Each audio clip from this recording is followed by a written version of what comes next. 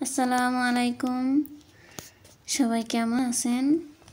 আলহামদুলিল্লাহ, আল্লাহর অশেষ রহমতে আমরা ভালো আছি।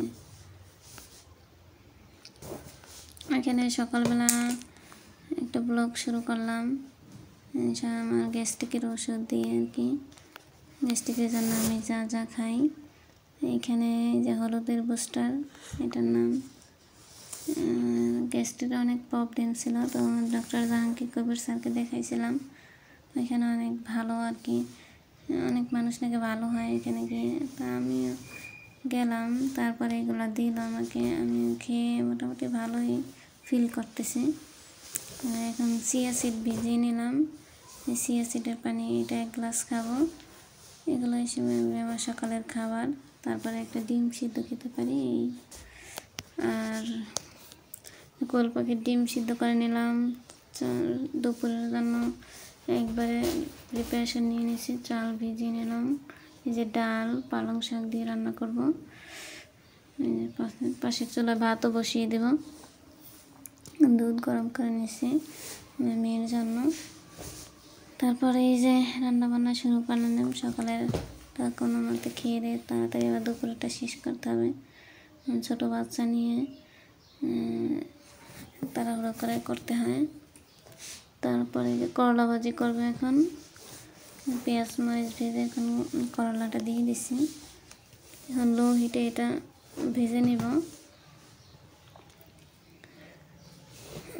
এটা আস্তে আস্তে হতে থাক। আর এই ফাঁকে আপনাদের কাছে ছোট্ট একটা রিকোয়েস্ট করি, যদি আমার ভিডিওটি ভালো লেগে থাকে প্লিজ একটা লাইক দিয়ে দেবেন।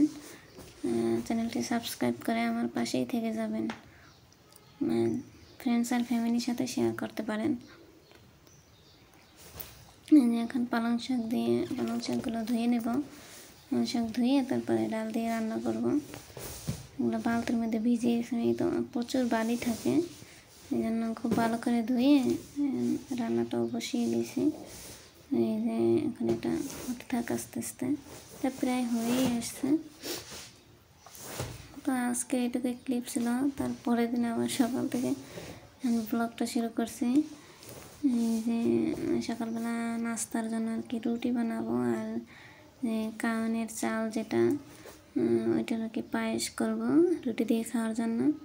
এটা আমার আম্মু বাড়ি থেকে আসার সময় দিয়ে দিয়েছিল। তো এই যে এটা প্রথমে হালকা একটু পানি দিয়ে তারপর ফুটিয়ে নিলাম। একটু সিদ্ধ হয়ে আসলে পরে এখন একটু মিল্ক দিয়ে দিছি,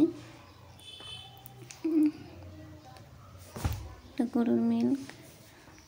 তারপরে এটা দিয়ে কিছুক্ষণ ফুটিয়ে নেব। একটু দিয়ে দিলাম, একটু লাগবে। এটা ভালোই লাগে খেতে। একটা চিনি দিয়ে দেবো। আর এর আগে আমি একটা দুধের মধ্যে এলাচ আর একটু দারচিনি দিয়েছিলাম একটু ফ্লেভারের জন্য। আর পাশের চুলায় যে রুটির জন্য কাই করে নেব। 2 চা চামচ চিনি দিয়ে দেবো। তারপরে এটা আস্তে আস্তে পাশের চুলায় হতে থাকবে। এই চুলায় আস্তে আস্তে আমি রুটি কাই করে রুটিগুলো বানিয়ে নেব। রুটি বানানো অনেক ঝামেলা। সকালে নাস্তায় রুটি বানানোটা একটা প্যারা। তা আমি এগুলো আগেই থেকেই বানিয়ে ফ্রোজেন করে রাখি, যেন সকালের ঝামেলা হয় না। সকালের তাড়াতাড়ি আর কি উঠেই ভেজে নিলেই হয়ে যায়। তো আজকে বানানো ছিল না, এই জন্য আর কি এখন বানাতে হচ্ছে। ওর বাবা অফিসে চলে যাবে খেয়ে, তার জন্য তাড়াহুড়ো করে তাড়াতাড়ি রুটিগুলো বানিয়ে নেব।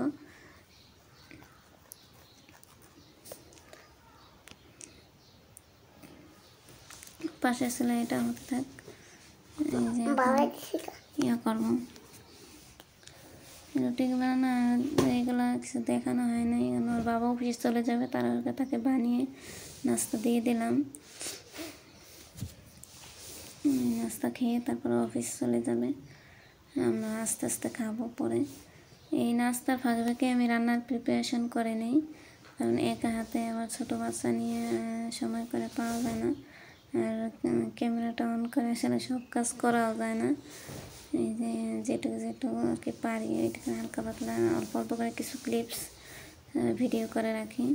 এই সময় তো আমার মেয়ে ঘুমিয়েছিল, এই জন্য একটু করতে পারছি। ও সজাগ থাকলে আর এটুকু পারা যায় না। তারপরে এই যে নাস্তা পানি শেষ করে খাওয়া দাওয়া আর কি। এই যে দুপুরে রান্নাও বসিয়ে দিলাম, ও ঘুমিয়ে থাকতে থাকতে তাড়াতাড়ি রান্নাটা সেরে ফেললাম। সবজি রান্না করব, ফুলকপি, আলু, টমেটো, তারপরে গাজর মনে হয় ছিল। আর এই যে ভাত বসিয়ে দিলাম, ধনে পাতা দিয়ে দেবো পরে, একটু পরে। আর এই যে চাপা শুটকি ভর্তা বানাবো আজকে, মানে ভুনা করব। এই যে লাউ পাতার বড়া বানাবো আজকে ডাল দিয়ে, অনেক দিন পরে। এটা আমার কাছে খুবই ভালো লাগে, লাউ পাতার বড়া। এই যে ডাল দিয়ে, ডালটাকে আগে বেটে নিতে হবে, তারপরে লাউ পাতায়। প্রসেসিংটা আমি দেখাতে পারলাম আমার মেয়ের জন্য, আমি খুব বিরক্ত করছিলাম, তাড়াহুড়ো করে বানিয়ে নিলাম। পানি গরম করছি, ওকে গোসল করাবো। এই যে ফাইনালি রান্না বান্না শেষ করে, এই যে এখন শুটকি ভর্তা, মানে শুটকি ভুনাটা হয়ে গেছে, তো আমি খেয়ে নিলাম। এগুলোর ভিডিও করে নেই। এইগুলো দুপুরে এখন একটু পরে আমরা খাওয়া দাওয়া করবো। আর এই যে ভাত রান্না হয়ে গেছে, আর এই যে সবজি, চুলায় আছে লাউ পাতার বড়া, লো হিটে একদম রেখে দিচ্ছে, বেশি বানাই না। আজকের মতো এখানেই বিদায় নিছি। সবাই ভালো থাকেন, সুস্থ থাকেন, আমাদের জন্য দোয়া করবেন। আল্লাহ হাফেজ।